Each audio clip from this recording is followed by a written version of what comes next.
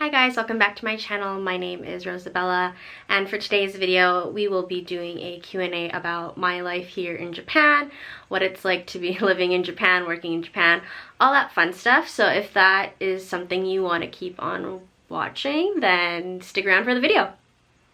Okay, so today is actually really sunny. I didn't think it'd be super sunny today, so I apologize if like the balance or the shadows and such will be kind of off throughout this video.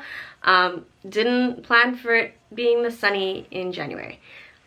So for the questions, I did ask a bunch of my followers on Instagram to send me your burning questions about my life here in Japan, anything you want to know about. So we're just gonna dive into these questions here. I think I have more than 30, but a lot of them were repeats, so I just took the ones that I thought you guys would want to know. So yeah, we're gonna get into those questions right now. Okay, so I have them on my phone here. So I think the first question here is it cheaper to eat out or buy groceries? I did get this one quite a bit. As many of you know, Japan is, really great with their food. You can get really cheap street food, you can get affordable convenience store food. For me here in Kumamoto, I want to say it's about the same, depending on what you're cooking, of course. I find that compared to Vancouver, eating out is very expensive, so it's easier to just eat in and make your own food. But if you've been following me on my Instagram, I do post a lot of my food stuff that I've been eating, and a lot of the teishoku meals that I've been eating have been around like 600 yen, so like maybe like 7 Canadian, which is really cool. And it's like soup, salad, rice, main course, the whole shebang. And it's just, yeah, for me personally, I do eat in more, but I understand why people like to eat out a lot, because it's less of a hassle to cook in your kitchen. Because I have such a small kitchen, it's just easier to eat out and not have to worry about dishes and buying groceries and all that fun stuff. But I want to say, long story short, it's about the same to eat out versus buying groceries and stuff like that. The only exception is fruits. I find fruits to be quite expensive when they're not in season, but other than that, yeah, about the same. Thanks for the question. Okay, so next question is, how is the food? The food's great, honestly. I can't really say enough about the food. The only thing that has been really restricting me is my shellfish allergies, which I have mentioned in a previous video. Shellfish and peanut allergies. Peanuts not so bad here, but it's more the shellfish that I wish I could try. But other than that, the food is cheap. It's really good. You can find really affordable meals. I love shopping at the grocery store for their pre-made meals. Whenever I'm really lazy, I just go to the supermarket and I get like a tamagoyaki, I get like a karage, I get a katsu, and I just throw it all together and I have like a meal that was less than 300 yen. So yeah, I just highly suggest you come to Japan just for the food. But yeah. Okay, more food related questions. The next question is, what is your favorite Japanese snack? Favorite Japanese snack? I feel like I've been rotating between a lot of things, or like I'll like something for a week and then I'll like something else for another week. A lot of the snacks here are seasonal-ish for the most part. Like right now is strawberry season, so I've been liking a lot of the strawberry flavored snacks. If you looked at my day in the life of an ALT video, I got a little strawberry, like chocolate cookie strawberry biscuit thing, and after I ate that, I asked the teacher who gave it to me where it's from, and I just bought like a whole bag. They're so good. Another thing that I've been really loving is the go-go milk tea, or like the afternoon milk tea that everyone loves so much from Kirin. They recently made a milk tea cookie, so I've been eating those a lot. I think they're limited edition, so I've just been snacking on those a lot. And another thing that I really like, I often eat ice cream for dinner, so I've been like trying new ice cream flavors kind of every week, either from 7-Eleven or like my supermarket.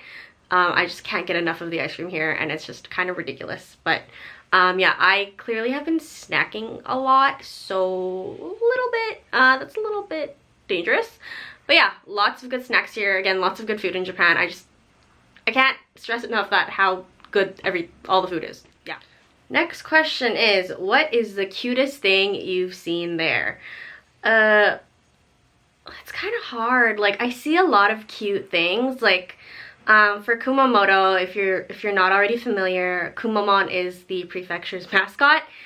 He's literally on everything you see in Kumamoto, from the IC card, from stuffed animals. Kumamon has its own village, so like they are very big with like their characters and stuff like that.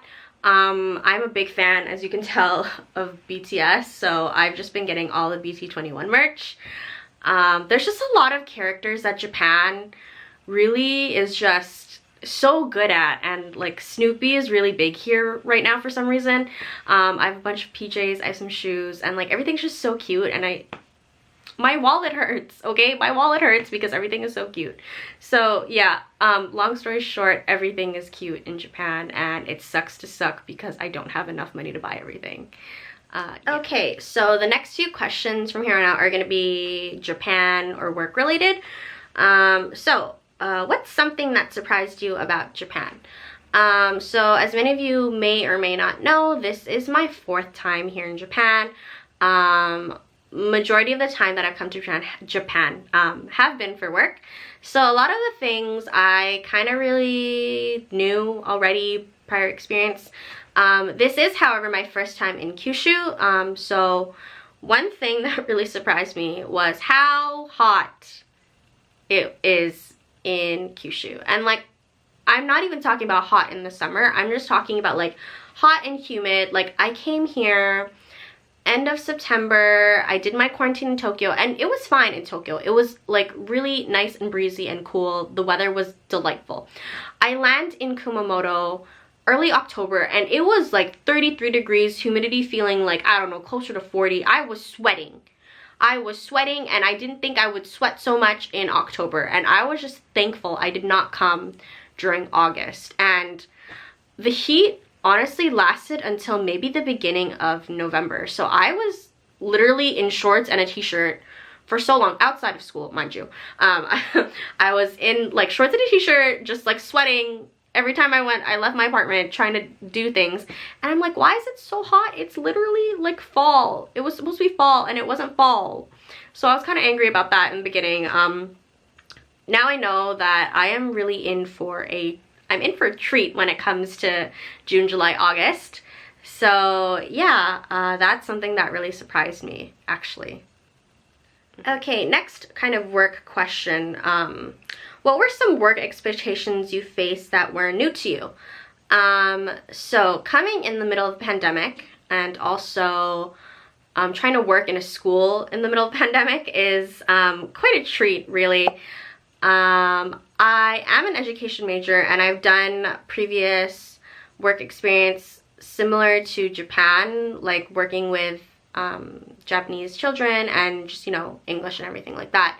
And for the most part, I thought it was pretty much the same. Regarding restrictions, I found it was so interesting how things were being dealt with. Like, now that we're in a state of emergency, we can't do as many normal activities like pair work and me kind of going closer to the kids and stuff like that. Those were definitely new for me because we're all kind of adjusting here. Another work expectation, I don't think anything really struck me as weird or anything. Oh, one work expectation I thought that was a thing but isn't a thing because of COVID is eating with the students. I was really looking forward to eating with the students, but because of COVID, of course, I can't eat with my students. They prefer that we stay unmasked in the teacher's room. So I just kind of eat lunch by myself. Kind of sad, not what I was hoping for. But there's that. And honestly, every working situation is different depending on your schools and your teachers and stuff like that.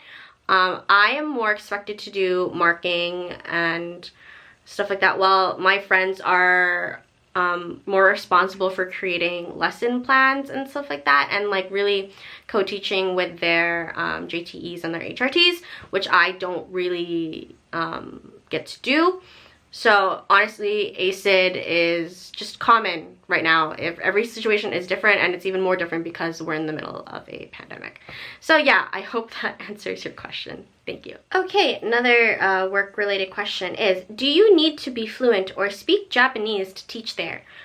Honestly, no, you don't need to.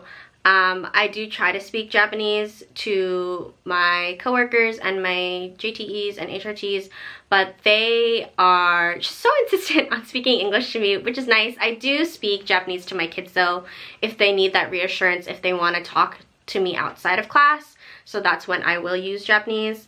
On a day-to-day basis, it is helpful that you do know Japanese, so you can figure stuff out like doctor's appointments and like, you know, going to restaurants and stuff like that, but it's not 100% necessary.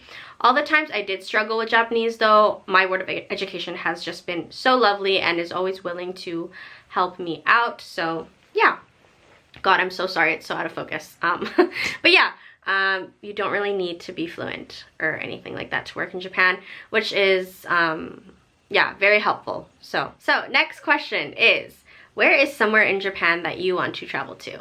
So actually, I had a whole list of places that I want to go to, but because of the current situation here in Japan, I am not allowed to leave my prefecture, so boohoo for me. But on my list, I do want to go to USJ for that Super Mario thing, Super Mario Park. That's part of, yeah. Okinawa is a big one on my list. I still need to go to Okinawa. What's another place? I have a few friends in Kobe that I do want to visit, and I do have a friend in Akita that I do want to visit as well. Honestly, I just want to go everywhere in Japan if time and money would let me, because Japan is just such a wonderful country with lots of things to explore. But yeah, I want to say top 3, probably, okay, Okinawa, USJ, and Osaka again, and oh, I don't know. I'm really close to Nagasaki, so I'll probably say Nagasaki as my 3rd until I figure out where else I want to go. But yeah, top 3 for now. Hopefully I'll get to go and then do vlogs for everyone soon. So yeah. Next question is, have you made any friends? Honestly, yes. I am very glad that I have been able to meet such great people here on JET. I met a lot of people at my orientation, so fellow first year JETs here. They have been amazing people to kind of travel with. I've also been friends with a lot of the senpai ALTs here. They've been really nice to me. And as an ALT though, I do find it is hard to make Japanese friends unless your Japanese is really good. But even then, it's hard unless you like go out of your way to make friends. So like right now we're in a state of emergency and a lot of COVID restrictions. I don't eat out at bars or anything like that, so it's kind of hard to kind of just go to a restaurant and like make conversation with other people because of COVID obviously. And like I wanted to do some classes, like cooking classes, dance classes, stuff like that, to make friends as well. But again, because of COVID, it's kind of difficult. But other than that, I've made a lot of friends so far, so I'm really happy that I am not alone on my time here in JET. So I'm really glad that I am able to have such good friends that, you know, tolerate me and are just willing to hang out with me. So yeah, thanks my friends. Next question, regarding like mental health, stuff like that. This question is, how have you been mentally? Have you been homesick? If you've watched my previous Q&A videos, I've mentioned I have never been homesick before, and I thought that was kind of a miracle that I have never been homesick. But haha, joke's on me. This time around, I got homesick. To be honest, I was struggling mentally for the first maybe 3-4 months. I think it's because, of course, moving in a pandemic is not easy. And the fact that my living situation, nothing was really furnished. I had to set up my gas, I had to do like all these bank things, and I had to do, and you know, just getting used to your whole new work situation. And yeah, I was pretty stressed for maybe the first 3-4 months. Also, the water here in Japan, I had major hair loss. I feel like I still am going through major hair loss because of the water here in Japan. It's a whole thing. Like you'll see like videos on it about like hair loss in Japan. But I have been quite stressed the first few months. Now that I've hit the 4-month plus mark, I am doing a lot better now, which is why I can film more often. But yeah, it was definitely a struggle in the beginning, but I'm really glad that I've finally more or less settled in to like my area and my work and everything like that. So yeah, good question, thanks. Okay, next question. This is gonna be a funny story. What's the most awkward moment you've had? I feel like I must have a lot that I'm not thinking of off the top of my head, but the one that always comes to mind, I went to karaoke with a bunch of my other ALT friends, and I can read hiragana, katakana, some kanji. I would like to say I know my basic Japanese, but that day I was just not in the mood for katakana. So we went to a karaoke place, and there was maybe 6 or 7 of us, and all of us actually knew Japanese, which was really good. That's kind of a first, going out with a group of friends and everyone knows Japanese. And we were choosing our plan and everything like that, and we needed to choose drinks for our nomihodai, for our all-you-can drink, and everything was in katakana. Like, I know you know how mendokusai katakana is when you're a foreigner, and I just did not want to have to read ginger ale, lemonade. Like, I didn't want to read that all in my head one by one. So I said to myself, I was talking out loud, and I was like, oh, like, I don't want to read katakana. And the mise no hito, like the person who worked there, heard me and understood me, and she starts reading every individual item on the menu. She's like, orange juice, milk, and I was like, oh no, like, I know how to read, I promise I'm not a baka gaijin. But like, it was already too late. She was going through the whole menu, and my friends were laughing at me, and then I'm like, I know how to read katakana. I was just not feeling it that day. But like, yeah, that was really embarrassing. Like, everyone was laughing at me, but yeah, I think that was pretty awkward, pretty embarrassing, and it is what it is now. I just try not to think about it. But yeah, good story, fun times. Okay, so that concludes today's Q&A. My battery is currently running out, so I'm trying to speed this up as fast as I can. I hoped I answered majority of your questions. If you do have any more questions, please feel free to leave them in the comment section. I will get to them, or shoot me like a DM on my Instagram or whatever. So I hope you guys enjoy this video. Take care and see you in the next one. See you. Bye bye.